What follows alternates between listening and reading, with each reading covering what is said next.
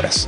Juan Carlos Portugal es abogado, es un experto penalista y creo que con él vamos a poder un poco abonar en ese entender y otros temas ligados también a la preventiva. ¿Cómo estás, Juan Carlos? Bienvenido. Gracias. Un gusto tenerte aquí.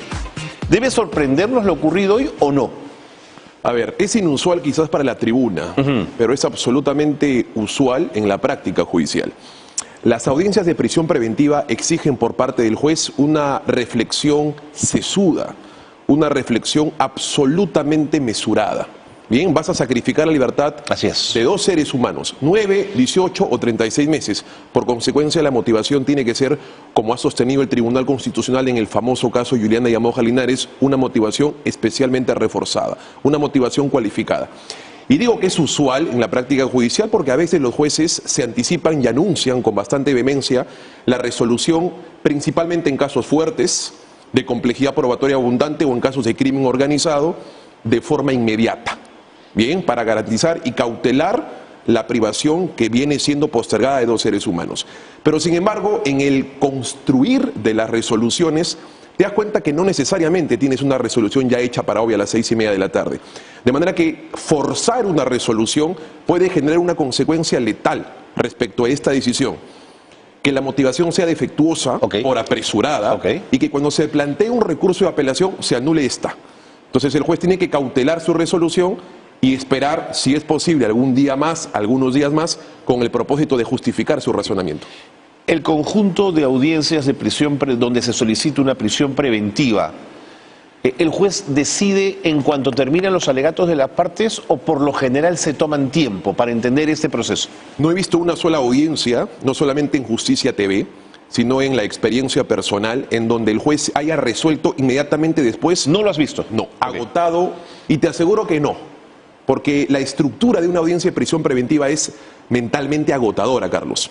Son 5 requisitos y es importante, por supuesto, que la ciudadanía sepa cuáles son, porque esto no se trata de una resolución, una audiencia de un día o de horas. Es una resolución y audiencia de muchísimas horas, de muchísimos días, por los tópicos principalmente que se discuten. El primero, graves y fundados elementos de comisión, que en palabras cristianas significa qué tanta probática, qué tanta prueba existe de cara a la imputación del Ministerio Público. Segundo requisito, que es el más sencillo, el proyecto de pena, la prognosis de pena. Frente a un hipotético juicio, 4 años supera la decisión, la respuesta es que sí. Bien, es absolutamente sencillo. El tercero es el requisito que cautela la constitucionalidad de una medida cautelar como esta. Los denominados peligros.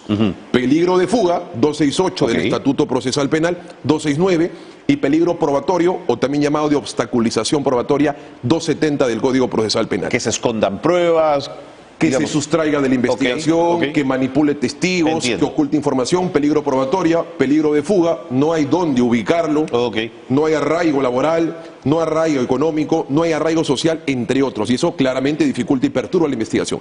3 requisitos que ha impuesto el Código Procesal Penal en el 268, 269 y 270 en complemento. Y hay 2 requisitos además que nuestra Suprema Corte ha incorporado en una famosa casación que es una resolución judicial de la Corte Suprema, por denominarla así, la casación 626-2013 Moquegua, que agrega 2 requisitos estructurales. La proporcionalidad, que responde a ¿por qué no agotamos otras alternativas menos lesivas que sacrificar la libertad? Impedimento de salida, comparecencia con restricciones, detención domiciliaria, comparecencia simple. ¿Por qué la prisión y no otra medida menos lesiva? Y la duración de la medida, quinto requisito. ¿Por qué 19? ¿Por qué 8? ¿Por qué no un mes? ¿Por qué 36? ¿Esa decisión de la cantidad de meses está claramente reglamentada o es subjetiva de el juez toma una decisión en función un poco a ver cuál es la complejidad del caso? El Código Procesal Penal establece 3 tipos de investigaciones. La investigación simple, compleja y compleja en el marco del crimen organizado. Correcto. La prisión preventiva para una investigación simple es hasta 9 meses y prorrogable por 9 meses más. De acuerdo. Compleja 18 y prorrogable. Hipercompleja, como a veces la denominan, o compleja en el marco del crimen organizado, 36 meses. Pero no es que tenemos que hacer uso de la ley del menor esfuerzo. Propongo 36 sin justificar. Vas a sacrificar la libertad de un ser humano. La pregunta que se hace el juez es, ¿qué actos de investigación necesitas sacrificando la libertad de Jennifer Paredes en el tiempo que tú me estás pidiendo. Correcto. Si me estás pidiendo 5 actos de investigación que requieren su privación, no te vas a tomar 36 meses, tómate 4 meses. Entonces, ese esfuerzo es tan o más importante que los primeros 4 elementos. Clarísimo, Juan Carlos. Ahora, desde tu perspectiva, ¿el sistema judicial peruano abusa de la prisión preventiva? ¿Le gusta la prisión preventiva? Hace uso discrecional y abuso de la prisión preventiva. Principalmente, Carlos, en casos mediáticos. Luces, cámara y café. Es lo que debería ser. Pero cuando se trata de casos de presión mediática o de prisión preventiva, luces, cámara, prisión. Prensa, ayúdame y construimos una prisión preventiva. A veces cuando... Es bien duro lo que estás diciendo, Es Juan Carlos, absolutamente práctico porque y cierto. acaba con los además. huesos de una persona en la cárcel. Duro, pero cierto. O a veces el derecho entra por la ventana, pero sale corriendo por la puerta, porque los medios de comunicación invaden la neutralidad y hacen que la dama de la justicia, que está cegada de cualquier externalidad negativa, finalmente termina influenciando en su decisión. Hay casos como estos en donde pareciera ser, Carlos, que hay un abuso de la prisión preventiva, pero no es tan exacto.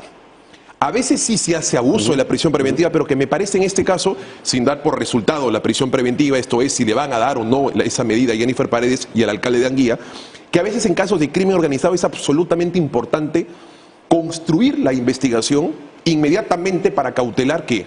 La información documental. Para cautelar ¿qué? Claro. La evitación del peligro de fuga. Y justamente para ello sirve el instrumento de la prisión preventiva. Clarísimo. Ahora, me resultaría inmoral, pero ¿puede haber algún caso donde el fiscal que no tiene lo que necesita para armar el caso decida solicitar una prisión preventiva para ablandar a un investigado? Eso no te lo dice un texto de derecho. Y por supuesto tampoco te lo va a decir un fiscal ni tanto menos un juez, pero te lo va a manifestar las personas que viven y conviven en esa situación y por supuesto sus abogados. Me ha pasado con un cliente. No te creo. Permíteme graficar esta explicación, Por favor. quizás no suene necesariamente la más jurídica, pero permite entenderla. A veces hay fiscales, no todos, no quiero aplicar Seguro, la falacia seguro. de falsa Así generalidad, es. que meten corriente a las personas detenidas. No es que, pues, como sostengo en los medios de comunicación, no es que los electrocutan, sino que a veces construyen información a partir de una detención judicial preventiva. ¿Sabes por qué, Carlos? Porque la sospecha para que un juez detenga preventivamente por 10 días en un caso de organización criminal no es una sospecha fuerte, grave, estandarizada, suficiente o reveladora. Es una sospecha básica, a la que la dogmática denomina como plausible, atendible, razonable, bastante discrecional, ¿cierto? Entonces, esos 10 días a veces sirve para construir testigos protegidos Ok.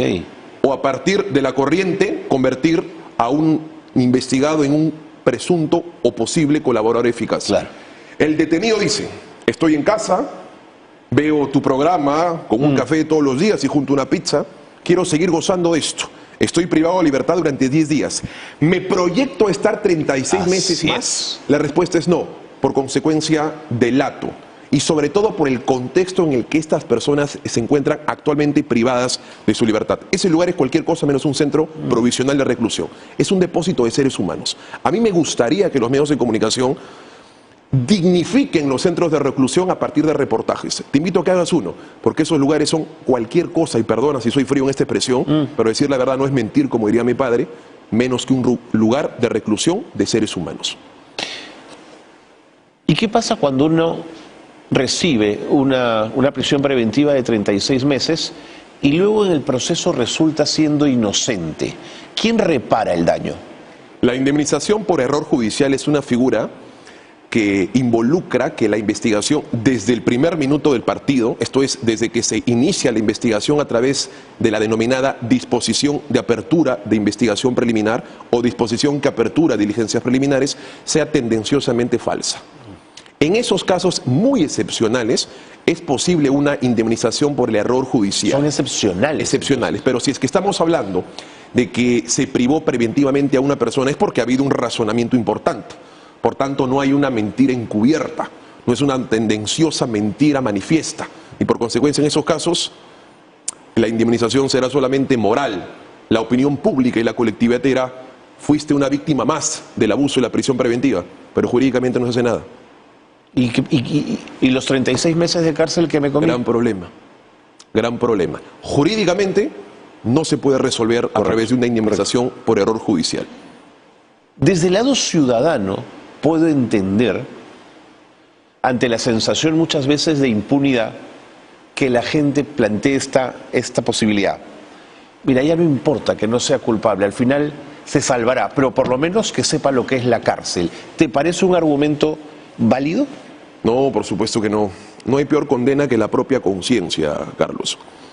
Nosotros los abogados tenemos que entregar absolutamente todo el esfuerzo intelectual que nos han formado en los años de derecho. Porque una condena sobre una inocencia es como dejar libre a un culpable. Dilucidar entre una y otra alternativa es bastante irresoluta. Pero me parece que esa es un concepto producto del odio, porque nuestra sociedad está llena de odio. Yo te aseguro que si se pudiese plantear un referéndum para incorporar delitos de la pena de muerte, hasta el hurto agravado sería una pena de muerte. Nuestra sociedad convive con el odio, convive con el preconcepto, el prejuicio. Yo siempre, Carlos, recomiendo a los estudiantes de Derecho, y de hecho es la primera película que recomiendo en mis cursos. 12 hombres en pugna. Claro, tremenda. 12 miembros de un jurado que en principio querían someter a la cámara de gas a un ciudadano acusado por homicidio. Uno quería ir a jugar béisbol, le dije, no, prefiero el béisbol que juzgar la cámara de gas. Sí, de acuerdo. Yo odio a mi hijo, lo odiaba a mi hijo y ahora odio a esta persona porque mi hijo me pegó, me golpeó. Y con esos antecedentes pierdo la imparcialidad, nublo la neutralidad y actualizo ese caso a propósito del sacrificio de una libertad. 12 personas que en principio querían resolver el asunto y apareció uno, el jurado número 8. Sí, es verdad, que puso en duda. Y dijo, no es que esté a favor de la absolución, pero hay duda respecto de la culpabilidad. Y empezó a identificar lo que los abogados denominamos el detalle. El detalle te genera las grandes absoluciones o el detalle te genera las grandes condenas. Y empezó a identificar, porque estoy absolutamente seguro, porque este diálogo es muy hermoso, que tú lo has visto, y te aseguro que también lo recomiendas. Empezó a identificar punto a punto el preconcepto, el prejuicio. Esta es una película que todo juez, antes de juramentar ante la dama de la justicia, debe ver. Sí, y fue llevada al teatro también hace algunos años, es una buena recomendación. Espectacular. Juan Carlos, vuelvo al caso Jennifer Paredes. En el caso de la primera dama, la Fiscalía pareció no ser tan severa en la exigencia de la detención preliminar, entendiendo que el caso elaborado por la Fiscalía, Lilia Paredes ocupa un lugar central en lo que denominan organización criminal, ¿no es cierto? Pero terminan dándole solamente impedimento de salida del país y comparecencia restringida. Mientras que Jennifer Paredes, todo indica, digamos, que apuntan a pedir la detención preventiva por el máximo tiempo posible. ¿Cómo calza esta lógica? 12 respuestas a tu pregunta. No voy a ser parte del amén de muchos colegas, que por supuesto respeto, pero disiento, respecto a la necesidad de una prisión preventiva contra Jennifer Paredes. No hago apología a su defensa, que por cierto es bastante difícil. Lo único que estoy tratando es de establecer criterios disímiles o complementarios a una reflexión que es mucho más profunda que simplemente el concepto. Fiscalía sostiene que Jennifer Paredes, como al día siguiente se entregó, hay un peligro de fuga de 24 horas. Carlos, tú estás entregando, imagínate que te conviertas en este momento en Jennifer Paredes. Insisto, no hago apología, pero me pongo en su lugar. Yo una vez entregué a un cliente 72 horas porque previo a ello llevé un psicólogo de forma encubierta para que lo adapte. Porque vas a entregar tu libertad 10 días y posiblemente por 36 meses y posiblemente ya no salgas en 20 años. Tienes que saber perfectamente a lo que vas. Entonces, no necesariamente llegó al día siguiente porque quiso perturbar prueba o porque quiso neutralizar la información y recién entregarse, sino que es posible que haya sufrido alguna patología o una situación crítica de nervios que es absolutamente válido en una situación como esta. Primera razón. Segunda, Fiscalía sostiene que tiene domicilio múltiple, tiene 3 lugares. Lo que objetivamente se demuestra ahí, y lo ha dicho la casación 631-2015, Arequipa, un caso exactamente parecido. ¿Qué objetivamente se prueba de una persona con domicilio múltiple, que además lo permite la legislación civil? Que tiene domicilio múltiple. Eso es lo que objetivamente se demuestra. Lo que hay que afinar, por supuesto, en su defensa es a qué lugar de los 3 domicilios se le va a notificar, se le va a comunicar. pero que tenga domicilio múltiple no supone de forma automática y discrecional el uso de un peligro de fuga. Y finalmente algo que me parece interesante. El artículo 270 que regula el peligro probatorio, manipulo testigos, por eso sacrifico tu libertad. Oculto información, elimino prueba y hasta elimino testigos, por eso sacrifico tu libertad. Establece que el peligro probatorio tiene que ser directo, tiene que ser propio, no impropio, no. Otros hacen que yo cree el peligro. Fiscalía ha sostenido que como se perdieron las cámaras en Palacio de Gobierno, es atribuible a Jennifer Paredes porque es nada más y nada menos que la hermana de la primera dama y cuñada del presidente. Ese juicio deductivo, inferencial, indirecto, tiene sus tropiezos. Sí, de acuerdo. No es discrecional, no podemos hacer uso de la falacia de la generalidad, ni de la falacia de lo absurdo. Como es sobrina del presidente, por consecuencia es responsable. El juicio es discrecional, sobre todo cuando se sacrifica la libertad. No debe serlo más propiamente. Entonces, ese peligro probatorio hacia ella, yo te confieso, Carlos, como fiscal lo hubiese construido de mejor forma. No he visto esa construcción en el fiscal. Ok. Juan Carlos, 30 segundos, el tiempo me gana. Sobre el tema de la fiscal Benavides. Yo saludo que haya una fiscal valiente que haya decidido enfrentar la corrupción desde el poder, pero también puedo tener el criterio necesario para entender que lo ocurrido con su hermana no me hace sentido, Juan Carlos. Yo quería preguntarte si crees tú que desde la Junta Nacional de Justicia, como hombre de derecho, ¿crees que debería actuar inmediatamente en relación a la fiscal Benavides? Yo creo que es una fiscal, como dirían en mi tierra de Cuchana, con las faldas bien puestas. No está actuando de forma parcializada. Se miden sus comentarios, se miden sus expresiones y principalmente adecenta la institucionalidad caída del Ministerio Público. Me parece que no deberían tomar represalias contra ella e incluso teniendo a una hermana jueza superior investigada. Necesariamente que un cargo suponga una influencia es bastante hipotético si es que claramente no hay una evidencia más allá que el vínculo familiar.